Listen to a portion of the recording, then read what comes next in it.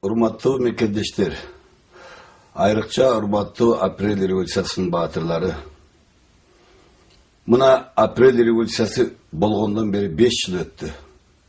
Апрель революциясынын шарапаты менен бийликке келген, бийликте отурган 5 партиядан отчет ала турган мезгил жетти. Революциянын максаттарын бийликте отурган ушул 5 партия аткардыбы, же аткарган жокпу? Мен силердин бирөөңөр катары жооп берип коеюн. Менин оюмча, бул 5 партия революциянын максаттарын аткарган жок. Биринчиси, авторитардык режим демонтаж болуп, анын ордуна парламенттик башкаруу орнодубу? Жок, урматтуу шайлоочулар. 5 жыл бою бул 5 партия 5 өкмөт алмашса дагы, премьер-министрден тартып айыл өкмөтүнө чейин бийлик талашып отуруп, акыры бири-бирин жок кылып, акырында бийликти азыркы президент Атамбаевка, анын шопуру Икромжон Илмиановго өткөрүп берип тынышты. Кайрадан өлкөдө авторитардык режим бүгүн. Экинчи революциянын максаты болгон тазалануу, люстрация ишке аштыбы? Албетте ашты. Бирок революционерлерден тазаланды.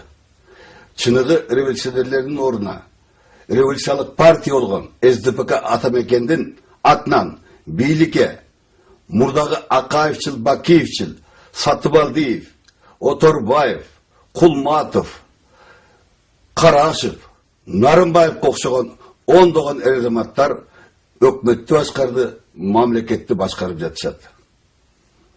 Революциянын максаты болгон коррупция менен күрөшүү болдубу? Албетте жок.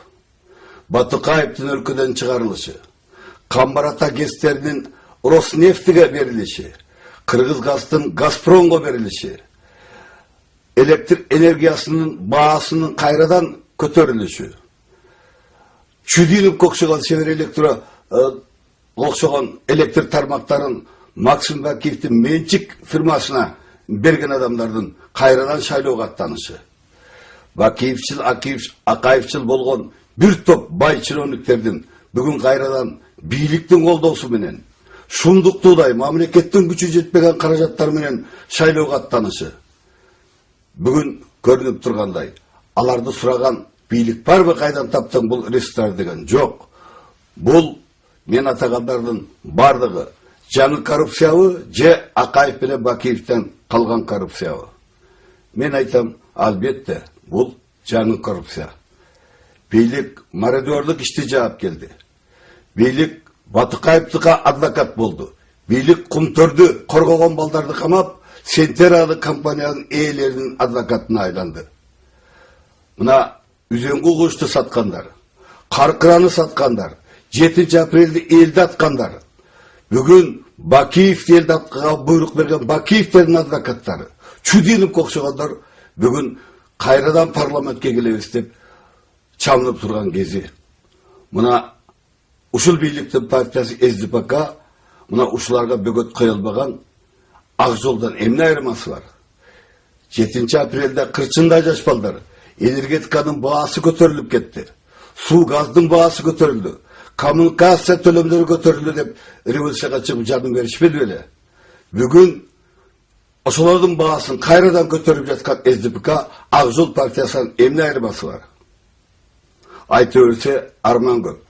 Ошондуктан мен Азаттык партиясынын атынан СДПКнын ээси Атамбаевди, бүгүнкү бийликте отурган Атамекен партиясынын ээси Текебаевди, Ар намыс партиясынын лидери Куловду ачык эл алдына дебатка чакырамын.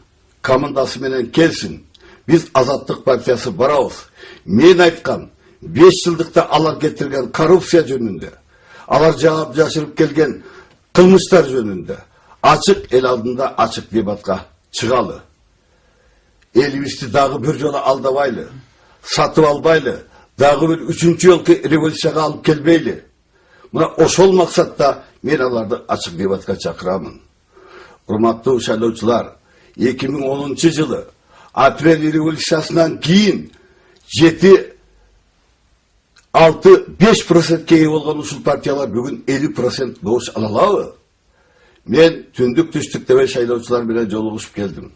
Bardıq jerde uşul parlamentke kanday baa beresiңер desem, en jogorku baası 1 jana 2 boldu.